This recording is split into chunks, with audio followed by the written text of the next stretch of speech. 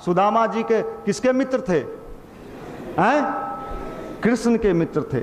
दोनों एक के लौज में रहते थे, एक के कोचिंग में पढ़ते थे।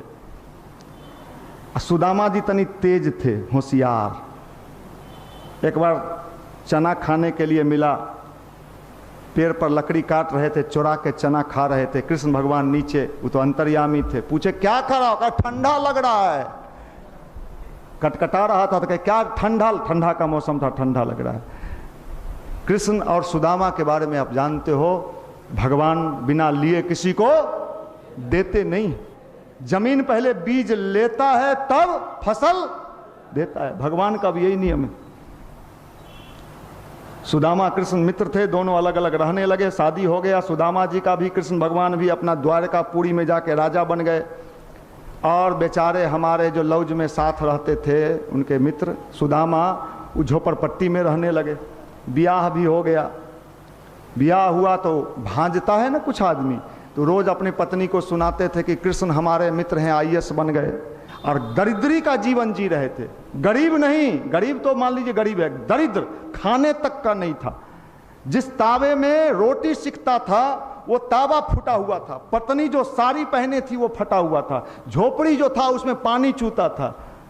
अपने जीर्ण शीर्ण अवस्था में रोज कृष्ण कृष्ण करते थे। कहते थे कि भाई कृष्ण आपके कैसे मित्र हैं, आप तो गरीबी का जिंदगी।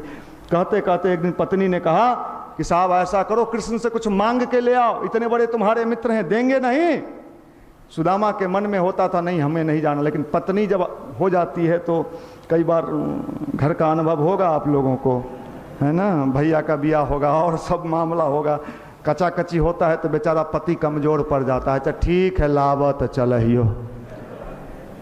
अब खाली हाथ भगवान के यहाँ कैसे जाते? कृष्ण के यहाँ क्या किया?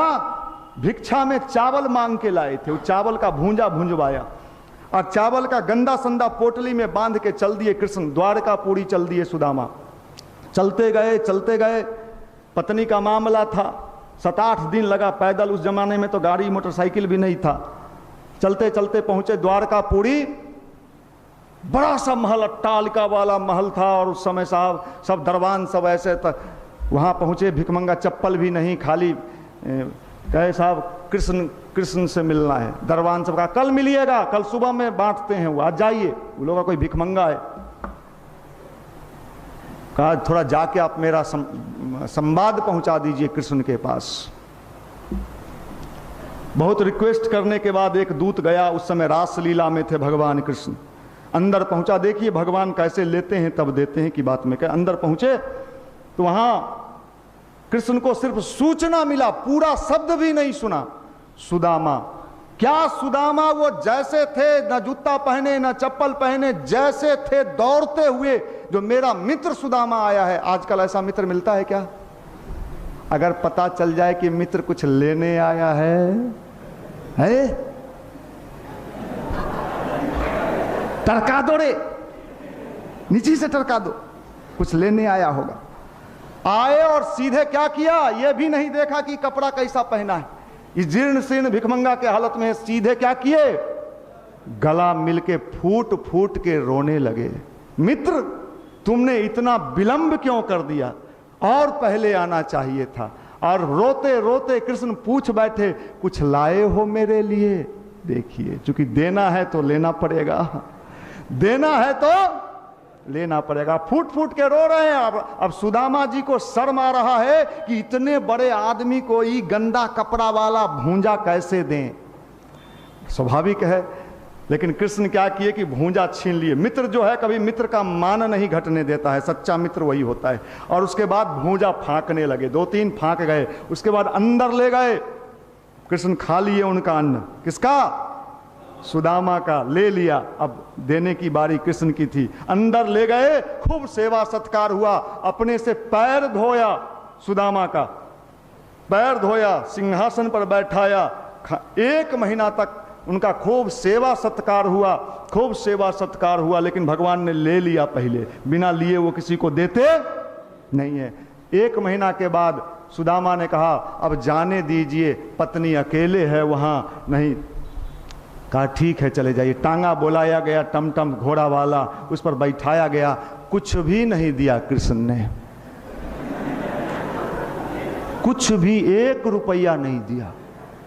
अब तो सुदामा का बीपी हाई कि 1 महीना इतना झूठे बटरिंग किया, मित्र का टांगा पर बैठा दिया।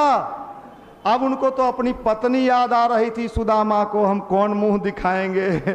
1 महीना समय भी लगा दिए, लेकिन जब भगवान किसी को देता है तो दिखा के नहीं देता है, उसकी यही तो विशेषता है, बिना दिखाए बहुत कुछ दे देता है। सुदामा जाने लगे, मन उदास था, कुछ मिला नहीं था, रुपया पैसा धन दौलत।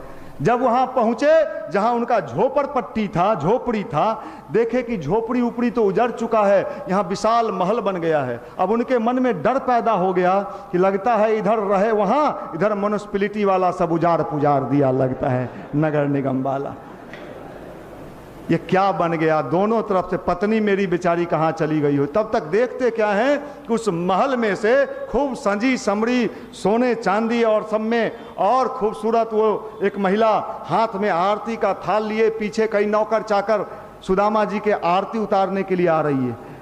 सुदामा जी ने पूछा, देवी आप कौन? अब वो बेचारे, हम तुम्हारे, हमको नहीं पहचाना, हम आपकी पत्नी, धर्म पत्नी। नहीं नहीं, मेरी धर्म पत्नी ऐसी थी नहीं, ये आप कोई दूसरे लोग से आई हुई हो। तब पत्नी ने बताया कि 1 महीना जब तक तुम वहां रहे, कृष्णपुरी के तरह सुदामापुरी का निर्माण कर दिया तुम्हारे मित्र ने, और ऐसा शानदार सुदामापुरी बना दिया कि आज वो अमर होते हुए चले गए। मित्रता ऐसी होनी चाहिए, मित्रता इसको कहते, दोस्त हो तो ऐसा हो है। लेकिन भगवान लेता है, देने में कभी कोताही नहीं करिएगा भगवान को। भगवान किसी का रखता नहीं है, किसी का नहीं रखता है, वो सूद मूर के साथ वापस करता है, सूद के साथ वापस करता है, रिटर्न करता है। इसलिए भगवान को निर्मल हृदय पसंद है। भगवान को कौन सा हृदय पसंद है? निर्मल। कीड़ा मकोड़ा लगल सब्जी आप खरीदिएगा मार्केट में, कोई बैगन में 4-5 को कीड़ा ढुकल दिखाई पड़े, लाइए 1 किलो तौल दीजिए, नहीं नहीं कीड़ा वाला लीजिएगा नहीं। तो भगवान को भी शुद्ध हृदय पसंद है, अच्छा हृदय पसंद है। इसलिए गायत्री मंत्र हमारे हृदय को क्या करता है? पवित्र करता है, शुद्ध करता है। और पवित्र हृदय से अगर भगवान को याद किया जाए, न मंदिर जाने की आवश्यकता है, न मस्जिद जाने की आवश्यकता है, न गिरजा जाने की आवश्यकता है। आप जहाँ रहोगे, जिस रूम में, जिस कोठरी में, भाव से भगवान को वहीं बुलाओ। भगवान का कनेक्शन जैसे जियो वाला कनेक्शन जहाँ चाहो जुड़ जाता है, भगवान का कनेक्शन जुड़ जाता है। भगवान अपनी शक्ति सप्लाई करने लगते हैं, रास्ता देने लगते हैं। तो ये चीज़ है भगवान की शक्ति, भगवान से लेना सीखना चाहिए।